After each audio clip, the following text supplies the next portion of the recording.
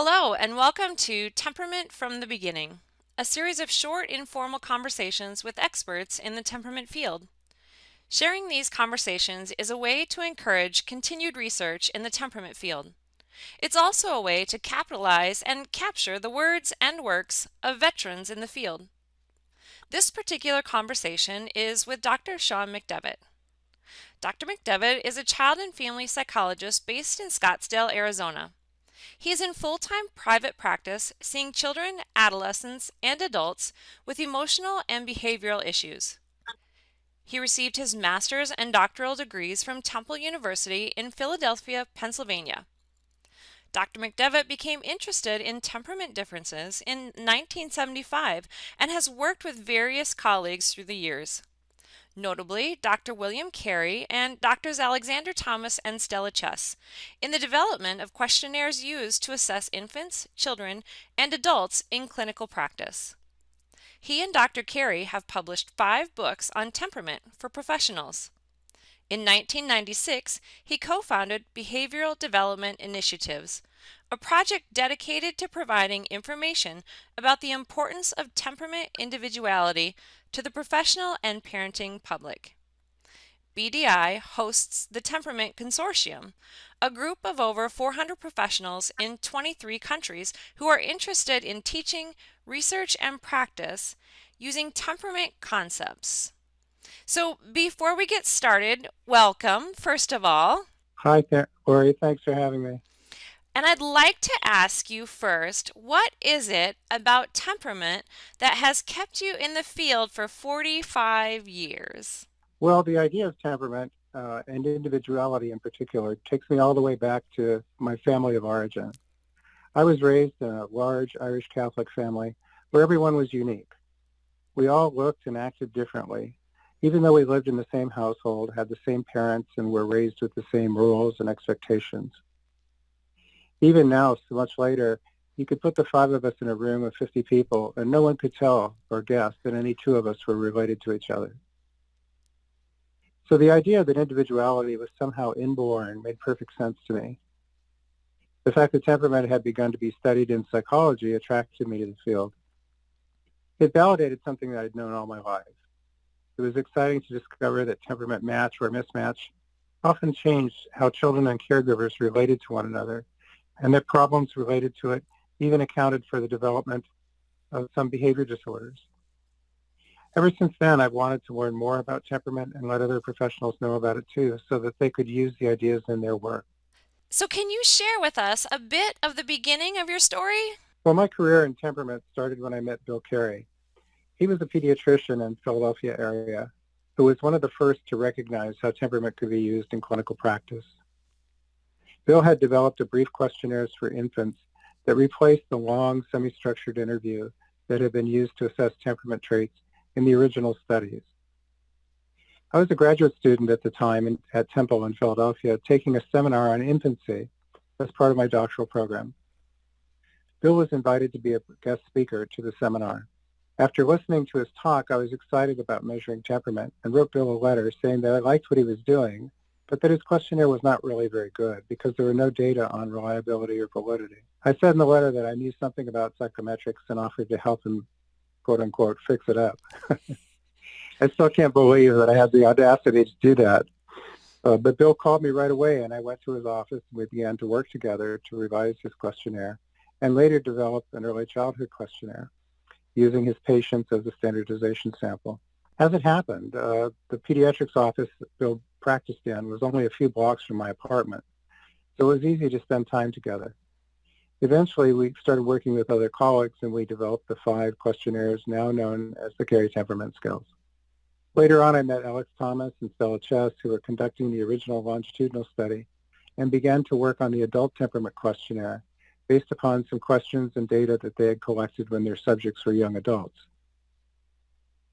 Later, they asked me to establish a clearinghouse for information about temperament and to respond to people who had questions and interest in knowing about it. Later, I co-founded a project called Behavioral Developmental Initiatives and created a website with information about the various ways that temperament can be studied. It also includes links to resources such as books, questionnaires, and software that could be used by professionals and parents. I love that you wrote him a letter and he responded and you were so bold. That's excellent. So, can you share with us how you've seen temperament education work for families and their relationships over the years, and why is it so important to keep the research coming? Well, I've been impressed over and over again by the power of these concepts to improve relationships between caregivers and children. When I see families that are initially struggling to get through the day, feel hopeless about the conflict with their child, and helpless to change it, I begin to listen for information that tells me that there's a problem of fit with temperament. When I hear that, I know specifically what to say and do to create a healthier fit in the parenting process that recognizes the individuality of the youngster and decreases the adult guilt and anxiety. And it creates a more functional relationship. Unlike behavior problems that require us to change the behavior or behavioral disorders that require therapy to treat it, temperament-related issues are not directed at change. They need accommodation to allow for a better fit between the youngster and the environment. It's so gratifying to see how simple accommodation can reduce long-standing conflicts and make the situation so much better. Research and education with temperament expands the impact of these concepts to improve relationships and improve the fit between spirited youngsters and the people around them. It definitely does. It definitely does. So, there was recently an occasional temperament conference, and there were some outstanding presentations there. As you think about the work that others are doing in the field, what are you most hopeful for? Well, I've been encouraged by the increase in temperament research with youngsters who have special needs. Caring for these kids is complicated by their temperament issues. This includes individuals with developmental disabilities, those on the autistic spectrum, children with ADHD, and those who also have executive functioning problems. There's also seems to be an increased interest in the quality of infant sleep. The role that temperament plays in these areas is being better defined, and that knowledge is key for those of us in practice. I'm also pleased to see more publications for caregivers by professionals who use temperament in their work, detailing their views and methods from different perspectives. The books and articles written by these professionals contain a lot of clinical wisdom derived from experiences dealing with temperament-related issues. These publications generate ideas about how to expand and refine what we already know about assessing and intervening to improve goodness of fit with patients. Thank you. So before we wrap up, I guess I would just like to ask you if you have anything else you want to share. Well, I think about the future, and I think there's a great need for professionals to research the different kinds of applications of temperament with children and their families. This would mean researching both assessment and intervention procedures to determine the most effective approaches with individuals at different ages and in different situations. This kind of research is being done routinely with procedures in the medical field to pinpoint what actions are the most beneficial in practice.